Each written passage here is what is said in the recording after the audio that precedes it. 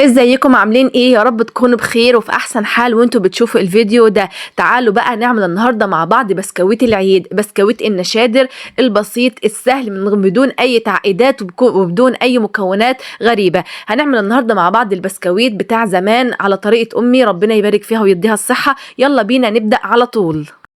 قبل ما نبدأ يلا صلوا على النبي، وبفكركم اعملوا لايك للفيديو ده علشان يوصل لأكبر عدد من الناس ويستفيدوا منه. كلنا عارفين اسعار البسكويت في السوق بقت عامله ازاي. هخليكي تعمليه النهارده في بيتك.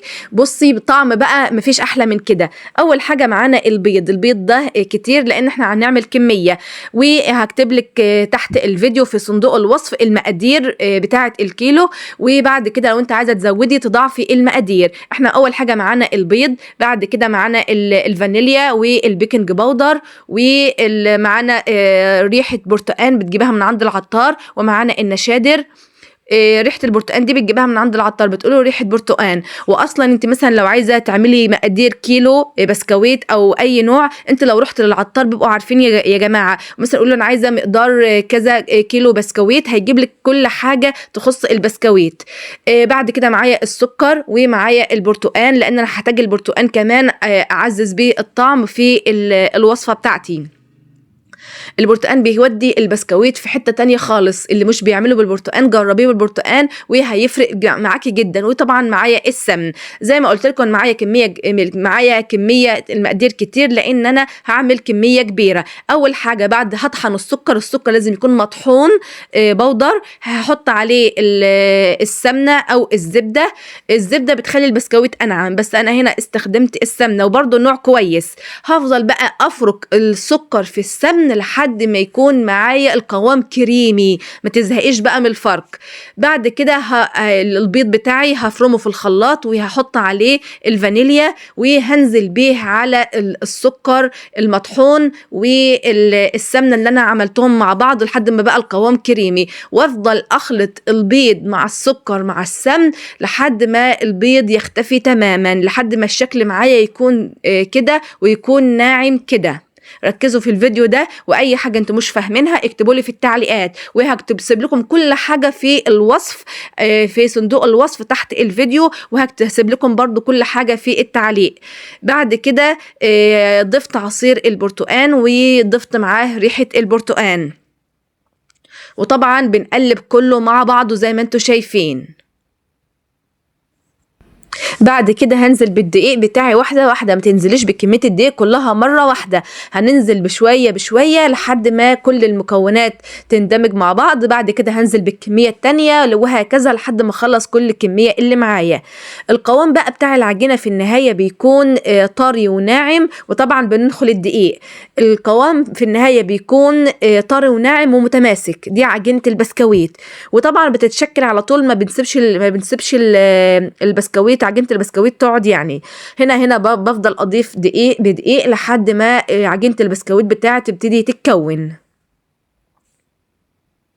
شوفوا معايا الخطوات، الفيديو سهل جدا مفيش فيه اي حاجه يشجعك ان انت تقومي تعملي حالا. وزي ما قلت لك هسيب لك مقادير الكيلو عشان تعملي الكميه اللي انت عايزاها. وبعد كده ما خلصت شايفين ده القوام المظبوط، عجينه ناجحه 100% ممتازه، والبسكويت طالع خطير ورهيب احسن من اي محل ممكن تشتري منه. وطبعا انت ضامنه نظافته وضامنه كل حاجه. مش هقول لك بقى في الظروف اللي احنا فيها دي ان انت هتوفري، لكن هتعملي حاجه حلوه يعني. وبعد كده غطيناه بكيس زي ما انتم شايفين علشان اوعي تسيبيه مكشوف علشان الوش بتاعه ما ينشفش. هنيجي بقى للتشكيل. اللي عنده المكنه اللي زي دي يستخدمها طبعا، ما عندكش استخدم اللي هي التشكيلات بقى اللي بتبقى اللي هي الكيس الحلواني ده اللي بقى فيه الشكل بتاع البسكويت استخدميه. المهم استخدمي اي شكل عندك عشان تشكلي البسكويت بتاعك. احنا هنا استخدمنا المكنه دي. وعلى فكرة الوصفة دي طبعا بعملها بمساعدة أمي، ربنا يديها الصحة ويبارك فيها يا رب. وطبعا ده كان في بيت أمي. وقت التشكيل بقى باخد حته كده من عجينه البسكويت بعملها على شكل كوره، بحطها في المكنه كده وببتدي بقى الف، وشكل البسكويت بيطلع معايا بالطريقه دي. ممكن يعني تحط بقى الصينيه لازم تكون جنبك على طول، الصينيه اللي انت هترص فيها تكون جنبك على طول، والصينيه ما بتكونش مدهونه اي حاجه، الصينيه زي ما هي كده تكون نظيفه طبعا مغسوله وناشفه.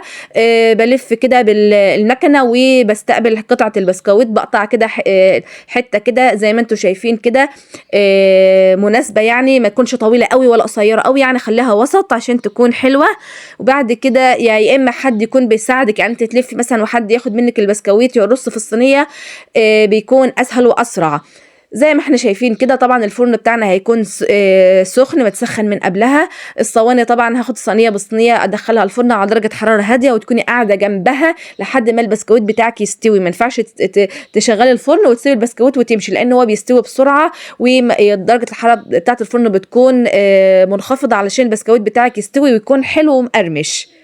اتفرجوا هنا بقى معايا على الجمال وعلى شكل البسكويت.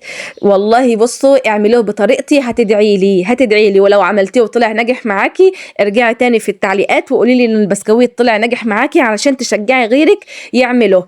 وشكرا لوقتكم. ودي كانت طريقتي وطريقة أمي في عمل البسكويت بتاع العيد، بسكويت النشادر السادة من غير أي إضافات ومن غير أي مكونات غريبة وحاجات غريبة كده.